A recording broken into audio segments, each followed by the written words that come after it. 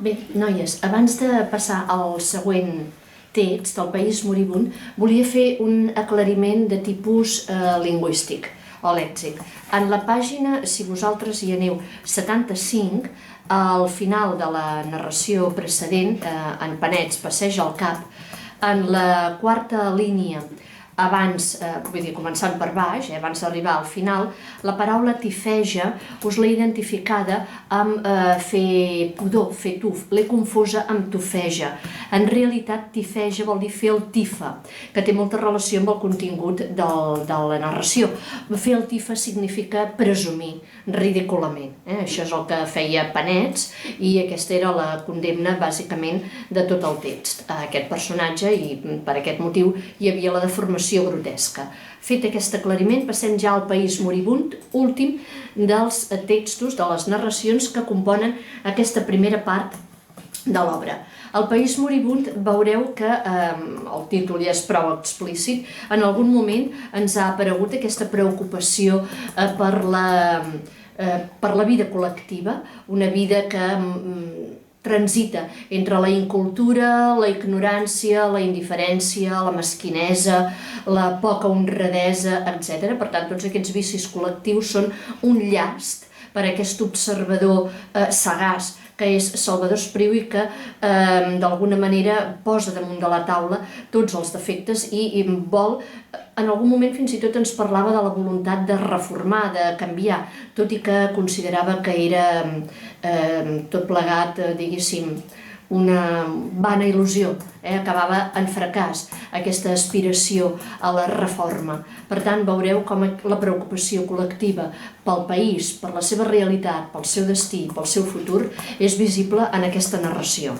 Comença i diu: el país que havia perdut la seva ànima seia amb les mans buides vora el port. Es personifica des del mateix moment, i al final acabarà sent una al·legoria de la realitat del país, perquè el país manté conversa amb el narrador al llarg de tot el text.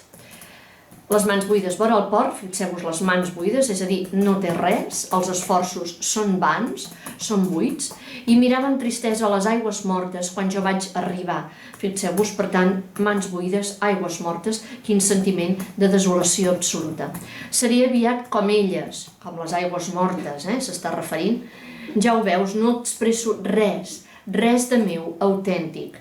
Aviat seré com aquestes aigües, un mirall indiferent. És un país que es despersonalitza, que d'alguna manera perd identitat. No conserva res del que és genuí, del que és autèntic, per tant es perd en el món, en el futur, en el temps. Es va exclamar: de cap manera! Li vaig respondre: ets un gran, un formidable país. Fixeu-vos com els discursos són antagònics. En què ho coneixes? S'escridassava el pobre vell país, una mica revifat pel reconeixement, perquè no hi ha ningú més apte que els pobres vells països per a les revifalles efímeres. És a dir, en el moment de morir a les acaballes sembla que fas com una certa recuperació. En què ho coneixes? Va dir caigut altra vegada en desesper. Soc una ombra, una carcassa, ja ho veus. Ell va ser el nucli i el camí de la meva glòria, va dir assenyalant el port. El port que és font de riquesa pel comerç, font de coneixements per l'intercanvi entre pobles i cultures. Doncs bé, res. D'ell sortien els bastiments cap a les conquistes, les sàvies lleis de tot el mar. Recordeu tots els consolats de mar, recordeu totes les lleis del mar que s'han fet en la història de Catalunya. La bandera orgullosa, ara en canvi és vell i moribund com jo al port. I la seva senectut, dissimulada com la meva, amb un maquillatge d'adjectius de bambolina. Fixeu-vos, maquillatge d'adjectius, quina metàfora més aconseguida. D'alguna forma és la pròpia literatura serveix per maquillar, serveix per disfressar. La literatura és ficció i és una literatura que fa glòria del país, que exalta el país, però en realitat no hi ha res al de sota que ho acompanyi. S'ha perdut la cadència de la meva llengua imperial. Quan hi ha preocupació pel país, per la vida col·lectiva, immediatament sorgeix la preocupació per la llengua com a principal senyal d'identitat. Ara la parlen a crits, sense acabar els períodes, afermada en renecs i blasfèmies, i amb una gesticulació xerona, vol dir de mal gust, i brutal. És a dir, ningú parla com cal. Hem perdut la llengua. Tothom utilitza un vocabulari mínim, un vocabulari desastrós, un vocabulari de passa cantant, i les formes més autèntiques del lèxic genuí de la llengua es perden. Ja ni els avis les utilitzen. Amb reminiscències d'homínid, és a dir, bàsicament som tots plegats uns bèsties, uns primitius, i la llengua s'està fent també primitiva, està reduint-se. Se m'ha convertit en un patuès, és a dir, en una llengua regional de poca categoria, o en un volapük, que ve a ser com una mena d'esperanto, una cosa que entén tothom, vingui d'allà on vingui, perquè parlem quasi amb 4 gestos i 4 mots semi-internacionals, i empobrim l'idioma, sense intimitat ni finor, sense matisos, empedreït de paraules sibil·lines, fredes, pedants, insuportables, del llenguatge políticament correcte, ja no s'aguanta, i tothom diu el mateix. Ningú no la llegeix, i les lletres que uns quants cultiven, en general raquítiques, amorfes, grises, sense personalitat ni rigor, ni tan sols ofici, és a dir, ni tan sols els que es dediquen a les lletres tenen veritablement après el seu ofici i la seva professió, no en saben, no la dominen, no controlen el llenguatge, almenys amb tots els matisos i amb tota la riquesa. Sovint no es proposen sinó servir interessos bastards, aliens a una tradició de profunda cultura i de finesa. Els meus fills no s'interessen per l'esperit. Ja ho havíem vist, que quan parlava de conilòsia, també quan parlava de Lavínia, hi havia aquesta acusació. Els meus fills, els fills del país, els fills de la llengua, els que haurien de parlar-la i mantenir-la, són uns ignorants i uns incultes. I ara, justament, moribund i cansat, visc a la força una mascarada grotesca, una mena de carnaval, els càlculs d'unes ments ambicioses i promptes a trair una ganyota mesquina. Soc només una anacrònica silueta medieval.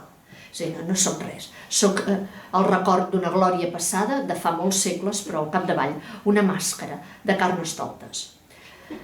No, ets un gran país, un país d'esdevenidor, diantre, el vaig interrompre. Una silueta medieval. I què saps, la importància que et resulta d'això?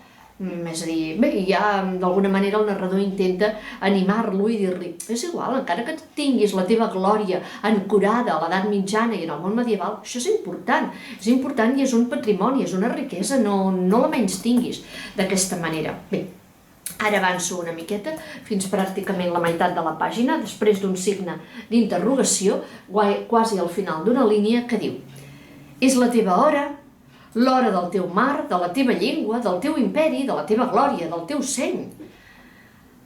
El millor del món, cridava un cor llunyà i patriòtic. Ets ric, ets culte, prosseguia jo, el narrador, que l'intenta animar, ja us ho he dit. Què opines de la teva dansa? La més bella del món, cridava el cor.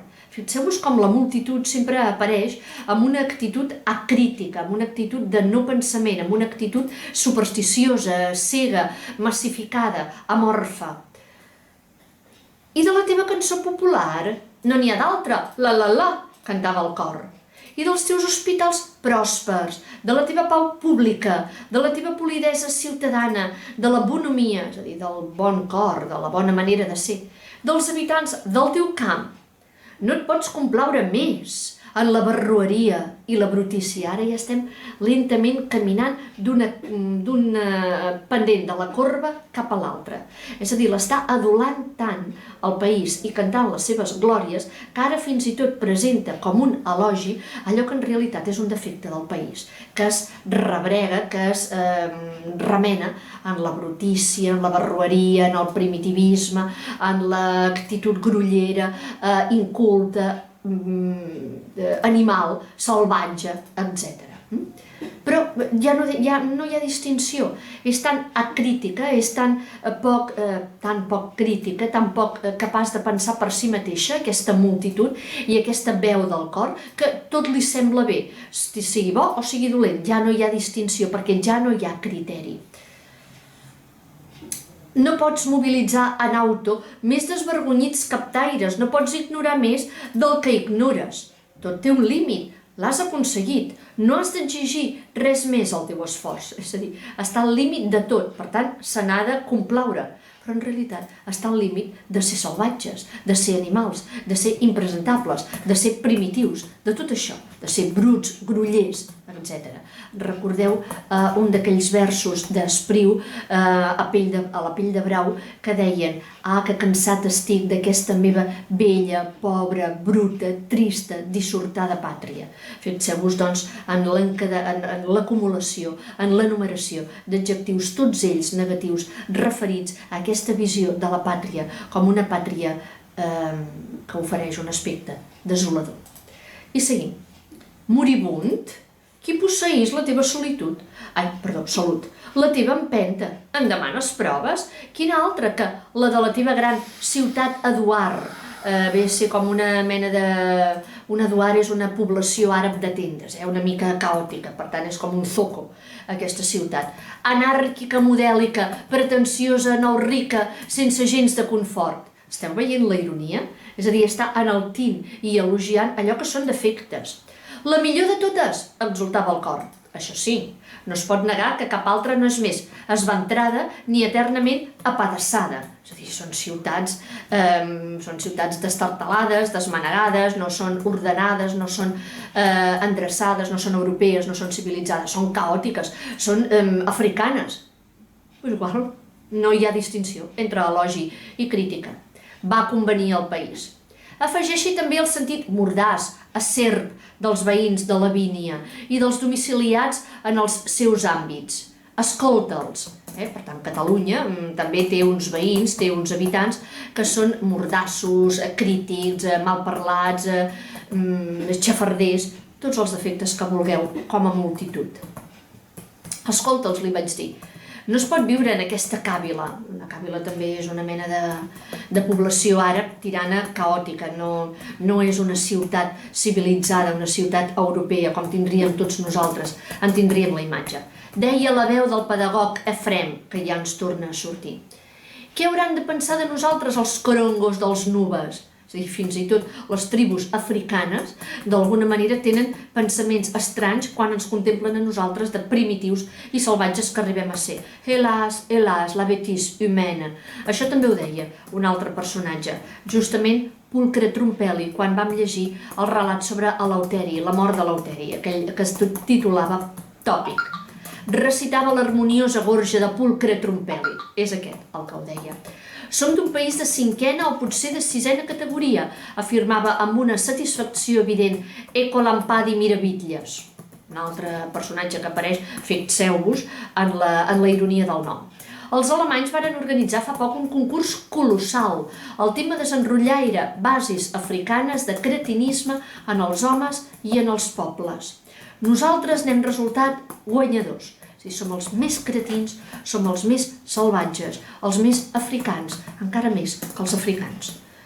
Campions, nosaltres? L'agradable, l'única nova, va dir excitada Aina Cohen. I aquí hi ha molta metaliteratura. Aquest personatge, Aina Cohen, és un personatge també ridiculitzat per Llorenç Villalonga en una de les seves novel·les, Mort de dama.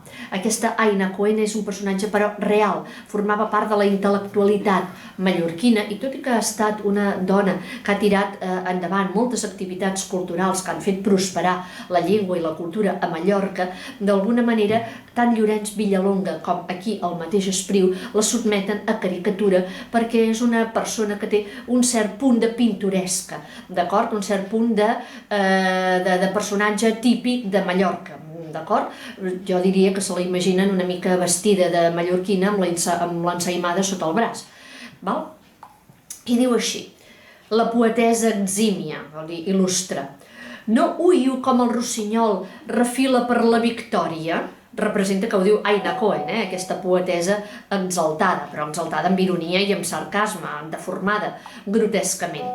Allí, a la masia dels Ballards, dels avis, mentre el bon Jai, vol dir el bon avi, escolta el càntic dolç de l'ocelleta i pesa figues al regne de la son, la testa venerable es congestiona, és a dir, queda tens perquè el pobre avi s'està adormint, queda com rígid, encarcarat, al ritme del xup-xup de la rossada.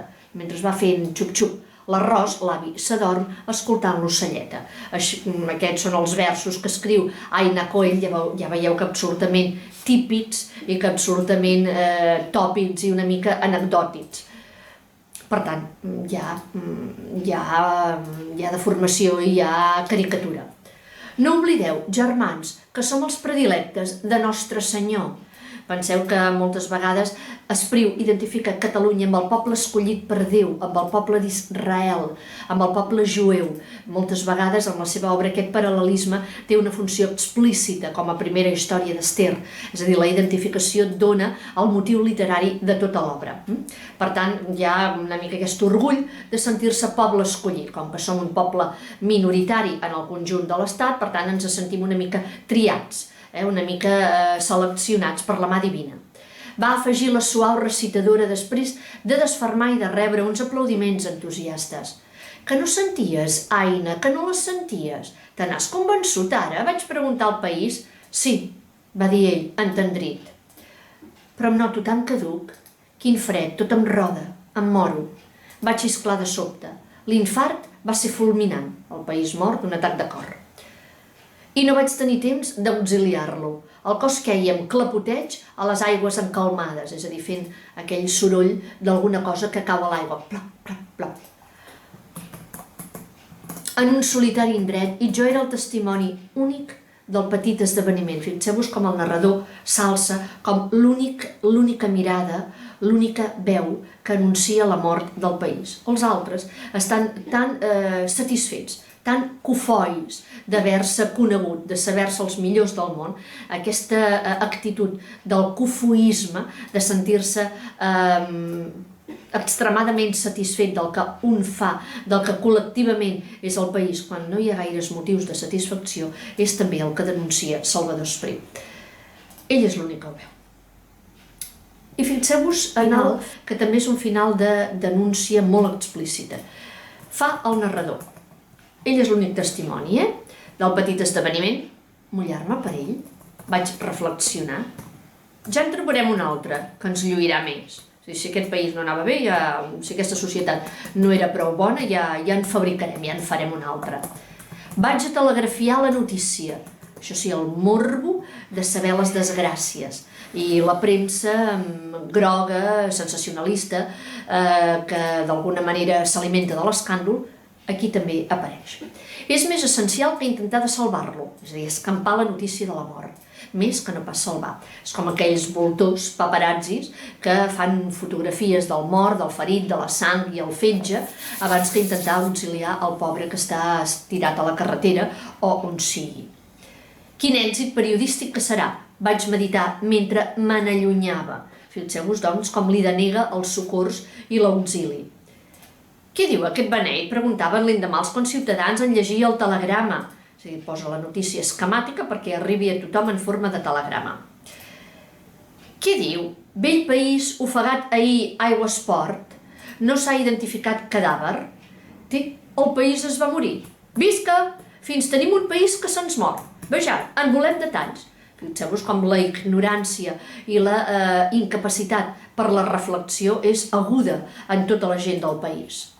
Aquell dia les redaccions varen treballar d'una manera febrosa i compensaven amb escreix la quotidiana penúria econòmica editorial. Normalment venen poc, els diaris i els llibres, les editorials, doncs aquell dia no, van vendre molt pel morbo, senzillament pel morbo, perquè la societat, a més d'inculta, d'ignorant i de cofoia, és morbosa.